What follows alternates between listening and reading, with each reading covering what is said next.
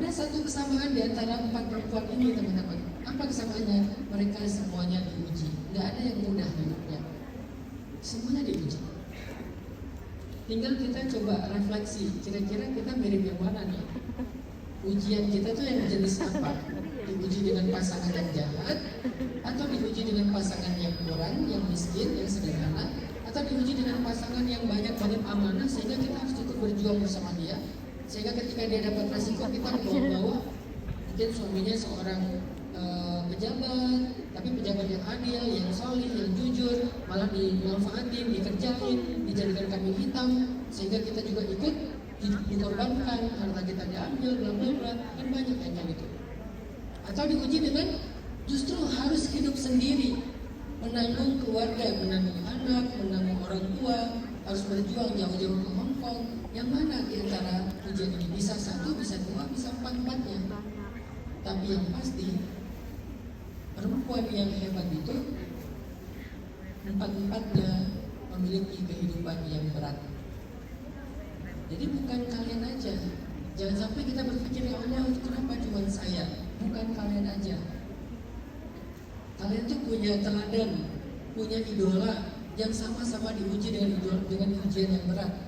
Semoga ketika kalian sabar seperti sabarnya mereka, kelak di akhirat disatukan bersama mereka.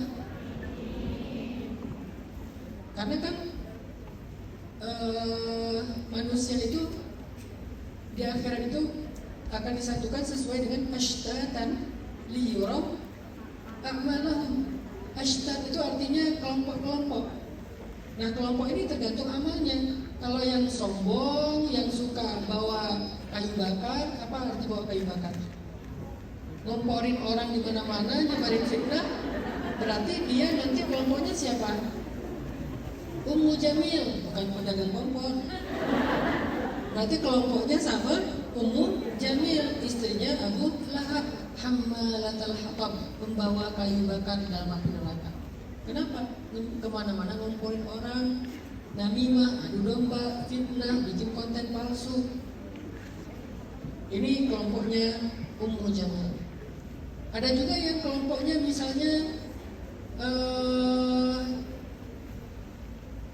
suka mengkhianati suami, diam-diam dia di luar itu bikin maksiat.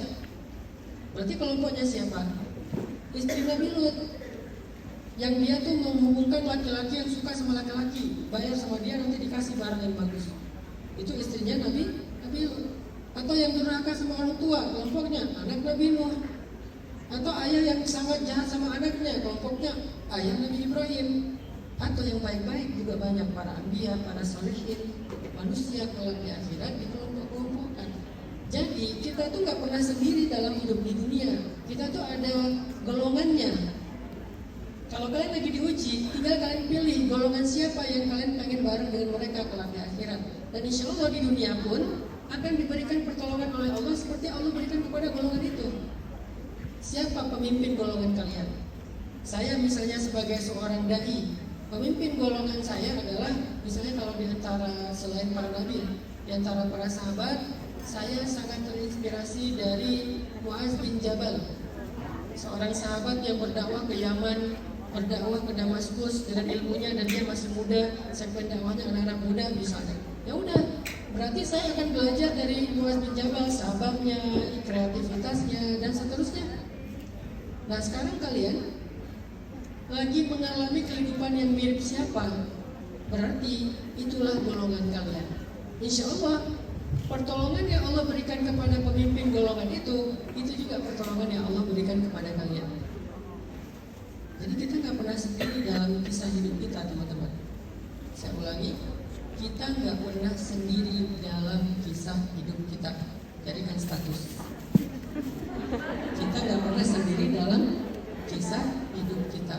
Ada Asia, ada Khadijah, ada Maryam, ada Fatimah, ada Aisyah, ada Hafsah, ada banyak nama-nama. Asma bintu Umais, Asma bintu Abi Bakrin, ada Halimatus Sa'diyah yang membantu seorang bayi dengan kemampuan dia sebagai ibu angkat. Ada Aminah, ada Abdullah, ada banyak nama-nama hebat. kita tidak pernah sendiri dalam kisah hidup kita. Kita adalah salah satu di antara golongan-golongan baik atau buruk. Ashtatan. Nah, salah satu kesamaan di antara 4 wanita hebat ini, selain juga nanti ada, sebetulnya ada Aisyah, ada nama-nama yang lainnya, Hafsah, hebat-hebat semua lah. Tapi ada satu kesamaan di antara mereka semua. Mereka itu semuanya diuji. Ujian mereka itu berat-berat, gak ada yang ringan. Tapi mereka semuanya sabar. Asiah sabar sampai akhir hayatnya. Maryam sabar sampai akhir hayatnya, jadi single parent. Khadijah sabar sampai akhir hayatnya, jadi support system. Sampai meninggalnya gak punya apa-apa, jatuh miskin. Fatimah sabar sampai akhir hayatnya, meninggalnya juga dalam keadaan kesusahan. Dan dia adalah keluarga Nabi pertama yang menyusul Nabi setelah Nabi wafat. Putri Nabi yang pertama meninggal setelah Nabi wafat. Artinya semua mereka susah. Bahkan Aisyah, anak orang kaya, bapaknya Abu Bakar yang kaya raya, tapi setelah menikah dengan Rasulullah, hidupnya juga sederhana. Kenapa sederhana? Karena berjuang bersama Rasul. Semua mereka adalah orang-orang yang diuji. Sehingga selain menjadi seorang perempuan yang punya standar tinggi, bersabarlah jika Allah memberikan kalian ujian. Itu artinya Allah lagi mau mengangkat derajat kalian dan memasukkan kalian ke dalam salah satu golongan-golongan orang-orang yang istimewa. Nanti Allah akan memperlakukan kalian seperti Allah memperlakukan mereka semuanya. Bagaimana Allah memperlakukan Asia? Asia itu memang kalau kita lihat dari kacamata kita disiksa kan?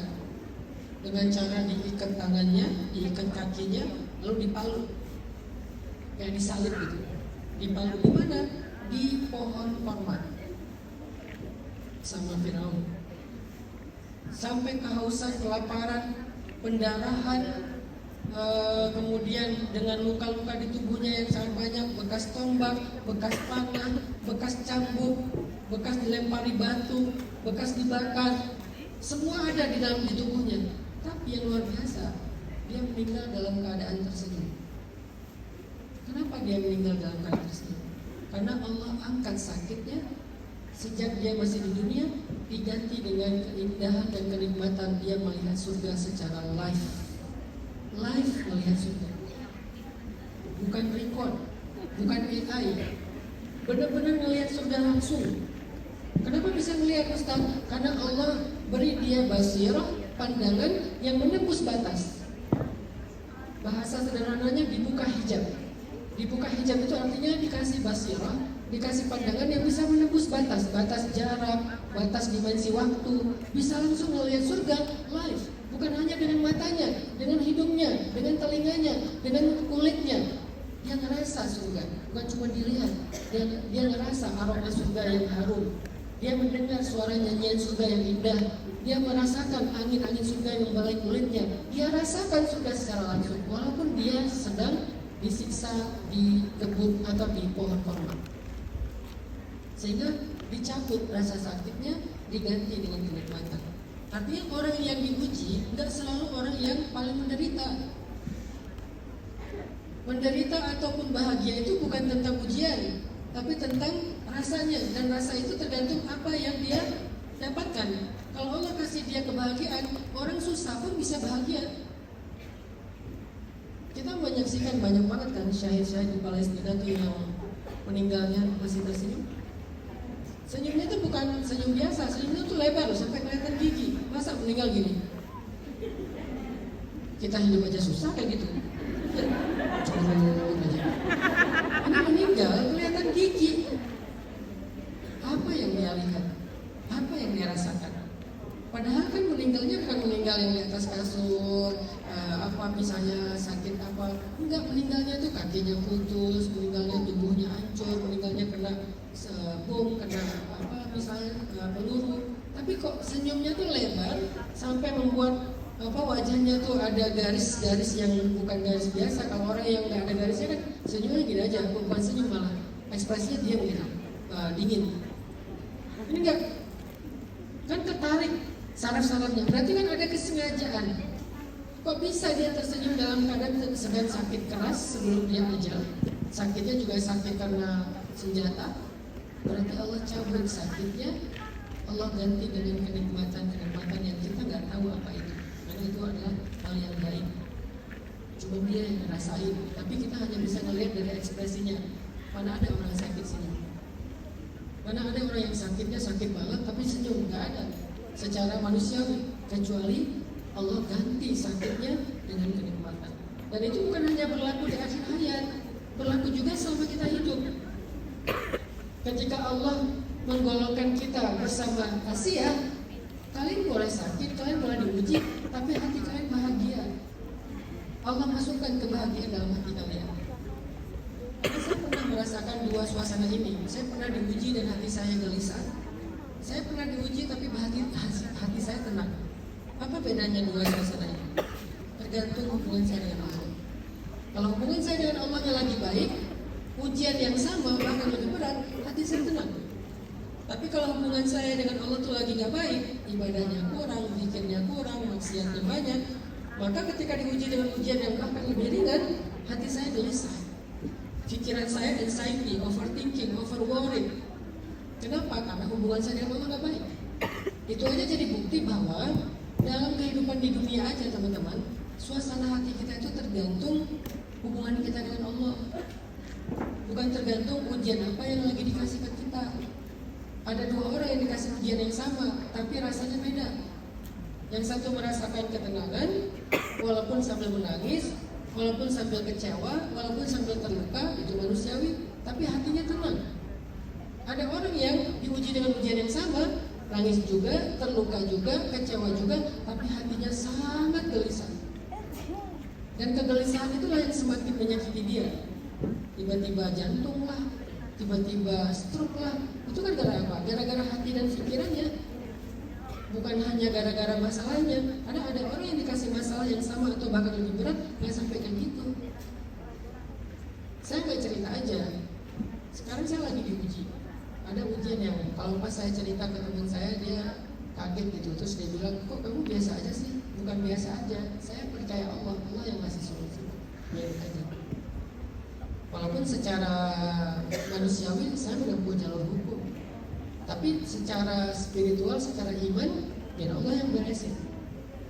Karena saya kenal beberapa orang teman saya yang diuji dengan ujian kayak gini, setengahnya aja stroke teman-teman, 2 tahun. Sekarang dia udah survive, dia sehat. Alhamdulillah saya masih sehat, masih bisa jalan-jalan ke Hongkong. Artinya kan tergantung suasana hati kita, bukan tergantung beban yang kita angkat gitu. Memangnya orang yang kalian lihat senyum-senyum, ketawa-ketawa, jalan-jalan itu udah artinya hidupnya nggak ada masalah? Banyak masalahnya. Cuman dia nggak kayak kita, yang kalau ada masalah jadi pikiran, jadi sesak dada. Kenapa? Tergantung hubungan kita dengan Allah. Kalau kita dekat dengan Allah, kata Allah, alam nashrah laka sadrak, bukankah kami telah melapangkan dadamu? Siapa yang lapangin? Allah. Makanya ayat terakhirnya wa ila rabbika farghab, kepada Tuhanmu lah kamu berharap. Jadi kalau kita misalnya hubungannya nggak dekat dengan manusia, nggak dekat dengan Allah, terlalu banyak berharap sama manusia, nggak mungkin dada kita tuh jadi lapang. Itulah rahasianya Asia. Dia diuji, tapi dia tersenyum. Kenapa dia tersenyum? Karena dia perempuan yang beriman kepada ajaran Musa. Sejak dia beriman, dia langsung menjadi perempuan yang solehah. Dia taat dengan agama Yahudi. Dia menjadi orang yang selalu mengingat Allah. Dia belajar terus, dia taklim terus. Walaupun dia disiksa, dia tersenyum. Sama kayak selain Asia tuh di zaman itu kan ada Masyiah kan. Masyiah itu kan ujiannya ngeri banget tuh. Suaminya, anak-anaknya digoreng. Bukan dibakar, digoreng, dimasukin ke dalam minyak mendidih. Tinggal bayinya yang di dalam gendongannya. Tapi terjadi keajaiban. Sebelum dia masuk, tadinya kan bayinya mau masuk, terus dia nggak kuat lagi, mau musyrik, mau murtad kan. Tapi bayinya bisa ngomong. Satu di antara 4 bayi yang bisa ngomong. Selain Isa, bayi Masyiah, 3 bayi bisa ngomong. Isa, Masyiah, ada satu lagi bayi dari perempuan yang dituduh, laki-laki yang dituduh berzina dengan perempuan hamil. Ada 3 cerita Islam bayi bisa ngomong. Salah satunya bayinya Mas Syifa. Kenapa bayi ini bisa ngomong? Pertolongan Allah untuk menenangkan Mas Syifa. Jadi Allah punya banyak cara untuk menenangkan hamba-hambanya. Salah satunya dengan ini bayi bisa ngomong. Bayi ini bilang, ibu ya Ummah, jangan khawatir. Adik, kakak-kakak sama ayah itu sudah nikmat hidupnya di surga Allah. Sekarang kita akan menyusul mereka. Ummah jangan khawatir, kita gak akan kesakitan lagi setelah ini. Allah akan menyelamatkan kita. Ummah jangan pernah ninggalin agama Allah. Akhirnya gara-gara kata-kata anak bayinya yang sangat lembut, manggil ibunya pun bukan Ummi, Ummah. Karena bahasa Arab itu kalau yang Ummi, Abi itu biasa. Kalau yang lembut itu Abati dan Ummah. Sampai ke Indonesia jadi Mamah. Abati jadi Abah. Abati, Abah. Gak cocok sih. Ummah, Mama masih mending. Ya Ummah itu, wahai ibuku tersayang. Ya Abati, wahai ayahku tersayang. Bayi itu bisa ngomong kayak gitu. Sehingga akhirnya Masyifa jadi kuat hatinya. Jadi tenang, gak lagi gundah, gak lagi takut. Langsung mereka berdua masukkan ke dalam minyak mendidih dan mereka juga syahid. Dan setelah itu makamnya harum. Bukan cuma harum sehari 2 hari, sampai Nabi Isra Mi'raj masih harum. Padahal itu kan zamannya Musa, entah berapa ratus tahun atau berapa ribu tahun sebelumnya. Tapi ketika Nabi Isra menuju ke Palestina kan lewat Mesir. Jadi dari Mekah, Madinah, Mesir, Palestina, gitu perjalanannya. Dari Mekah ke Madinah dulu, dari Madinah ke Mesir, dari Mesir baru ke Palestina, itu Isra-nya. Nah ketika Rasulullah mau ngelewatin Tursaina atau Mesir, Rasulullah mencium aroma yang sangat harum dari Mesir. Kata Rasulullah kepada Jibril, ya Jibril, ini aroma harum apa nih, wangi harum apa di atas negeri Mesir? Kata Jibril, itu adalah wangi dari kuburan keluarga Masyifa. Udah sekian ribu tahun. Di masa hidupnya Masyifa dikuatkan oleh Allah.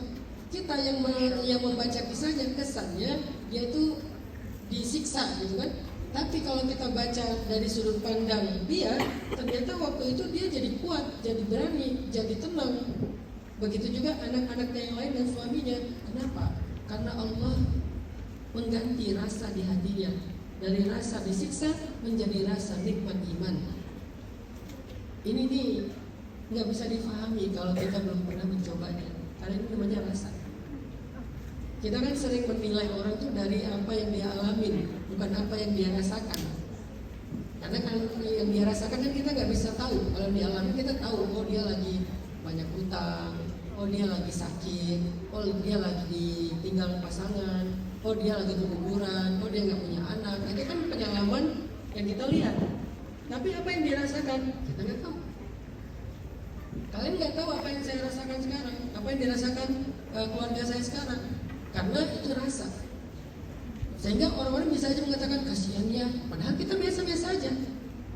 Aduh nggak tega ya, padahal orangnya biasa-biasa aja.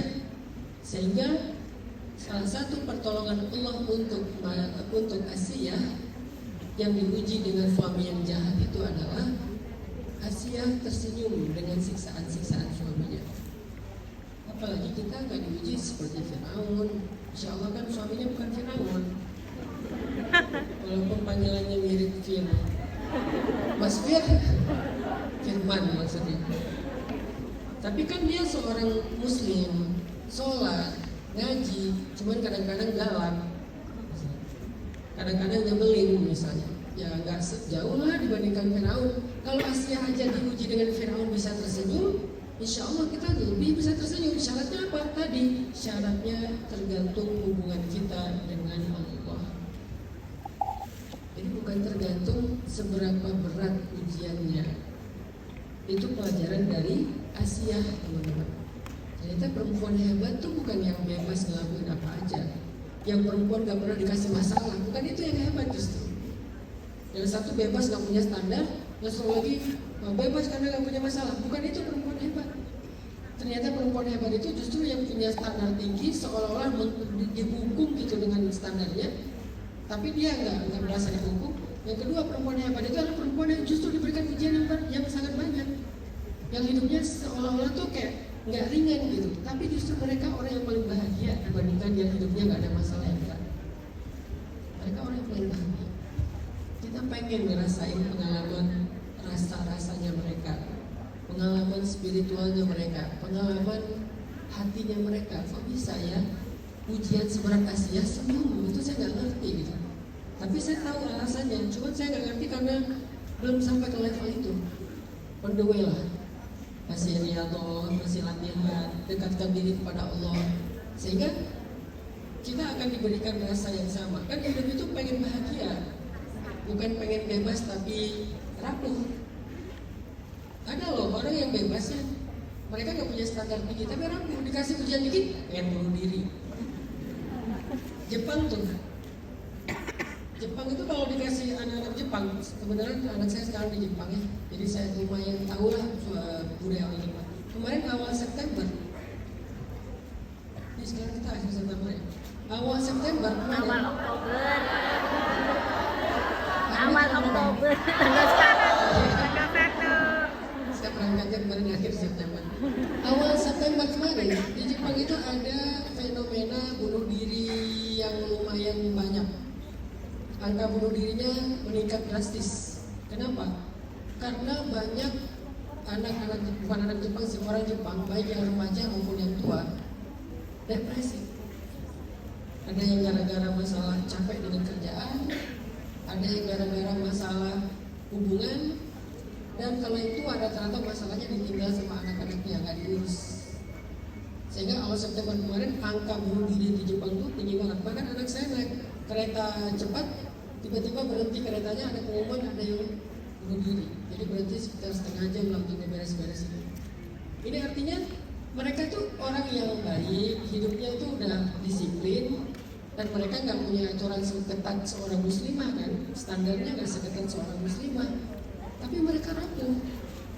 Mereka bebas melakukan apa aja. Malam-malam mereka minum sake bareng dengan teman-temannya. Mereka boleh berzina tanpa harus menikah. Yang penting terpenuhi kebutuhan biologis, ganti-ganti pasangan. Tapi mereka tuh rapuh. Sehingga ketika dikasih ujian mereka nggak kuat, ujung-ujungnya bunuh diri. Dan mereka pikir dengan bunuh diri itu hidupnya jadi lebih mudah, masalahnya selesai. Padahal dalam Islam bunuh diri itu sama dengan memulai masalah yang lebih berat. Apa? Nanti di akhiratnya dia akan disiksa dengan jenis apa yang dia pakai untuk membunuh dirinya. Kalau dia bunuh diri dengan cara loncat dari gedung, ya berarti dilempar dari jurang. Kalau dia bunuh dirinya pakai pisau, ya berarti akan terus-terusan dia disiksa dengan pisau gitu. Nauzubillah min dzalik. Jadi teman-teman yang dirahmati Allah SWT, ujian itu ada dialami oleh siapapun, muslimah kayak bukan muslimah kan, kalian juga punya teman yang bukan muslimah kan, orang-orang Hongkong gitu. Hidup orang Hongkong itu emang gak ada masalah, banyak sama dengan kita. Jadi mereka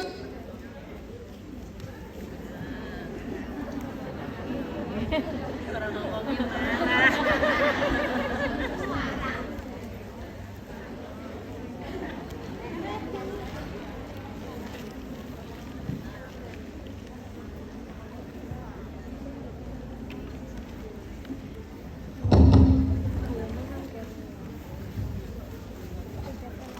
yang sekarang habis baca.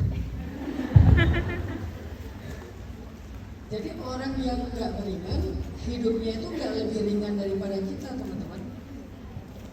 Yang orang nggak beriman ada orang kaya, orang yang beriman ada yang kaya. Orang Islam banyak yang kaya, non Muslim banyak yang kaya. Orang Islam banyak yang miskin, non Muslim juga banyak yang miskin. Jadi tentang ujian nggak ujian hidup itu sama antara orang yang beriman dengan yang tidak beriman. Bedanya rasanya.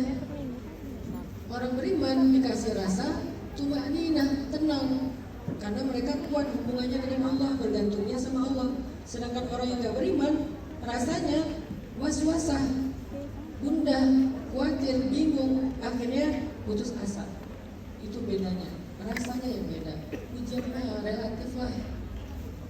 Kalian melihat orang-orang yang mungkin hidupnya bebas, memangnya mereka nggak punya masalah. Sebetulnya kebebasan yang sedang mereka rasakan itu atau yang mereka rayakan itu tuh sebetulnya semacam pengalihan aja dari sebuah masalah yang sangat besar yang sedang mereka hadapi. Mereka nggak tahu lari kemana, ke alkohol. Kalau kita kan ke masjid, ke sajadah, ke butiran-butiran tasbih. Mereka larinya ke alkohol, larinya ke pergaulan bebas, clubbing. Kenapa ke clubbing? Banyak masalah. Kenapa clubbing? Capek kerja. Kenapa alkohol? Stres, mikirin berbagai macam masalah gitu. Jadi sama masalah juga. Terus setelah clubbing, alkohol, pergaulan bebas, apakah masalahnya selesai? Enggak. Terus apa yang mereka rasakan? Balik lagi was-wasan. Balik lagi was-wasan. Jadi teman-teman, yang kedua yang saya ingin sampaikan poinnya tentang menjadi muslimah atau menjadi perempuan hebat itu adalah bukan menjadi perempuan yang gak pernah diuji. Menjadi perempuan hebat adalah menjadi perempuan yang justru diberikan ujian, tapi diberikan ketenangan. Sama seperti Allah juga memberikan ujian kepada orang yang tidak beriman, hanya tidak diberikan ketenangan. Sehingga kita nggak perlu merasa iri, enaknya jadi orang nggak beriman, kayaknya hidupnya bebas-bebas saja. Kita nggak tahu rasanya, kita nggak tahu keadaan detailnya. Kita kan kita cuma tahu dengan ego kecemburuan kita, nggak perlu berhijab, nggak perlu panas-panasan, nggak perlu milih ingredient makanan. Saya kalau belanja di Hongkong tuh selalu bawa sama Bunan tulis, kalau nggak Bun, kalau sebentar saya cek dulu. Pas saya cek ternyata ada kandungan powder tulang babi. Kandungan apa namanya itu? Tepung tulang babi. Akhirnya walaupun saya pengen banget makan itu, kayak ramen ya, salah satu ramen yang saya pengen banget makan ternyata nggak boleh. Nah kita kan berarti ada batasan kan, nggak bebas banget. Tapi itulah yang menenangkan hati kita. Kalau kalian melanggar batasan itu, langsung muncul was-was dalam hati. Belum lagi doanya ditolak. Ada dua alasan doa itu ada hijab. Satu, putus silaturahim. Dua, makanan tidak halal. Kalau kalian makan, selain doa ditolak, langsung ada rasa. Pasti gak nyaman. Kapan ketahuan gak nyamannya? Bukan sekarang, nanti ketika dikasih ujian. Kalau sekarang kalau lagi normal, mungkin rasanya biasa-biasa aja. Aku makan gak apa-apa, oke. Tapi kan hidup itu ada musim. Ada musim yang lagi ringan, ada musim lagi berat, ada musim hujan, ada musim kemarau, ada musim panas, ada musim dingin. Itulah hidup. Bukan cuma alam yang ada musim. Hidup pribadi kita ada musimnya. Mungkin sekarang kamu lagi musimnya emang nggak panas, lagi sejuk, sehingga kamu nggak ada rasa tantangan apa-apa. Nanti begitu kamu dikasih musim panas, kamu nggak akan kuat. Kenapa? Iman kamu itu udah rusak gara-gara makanan yang haram. Jadi makanan itu bukan hanya mempengaruhi imun fisik kita, tapi juga imun mental, jiwa, ataupun spiritual kita.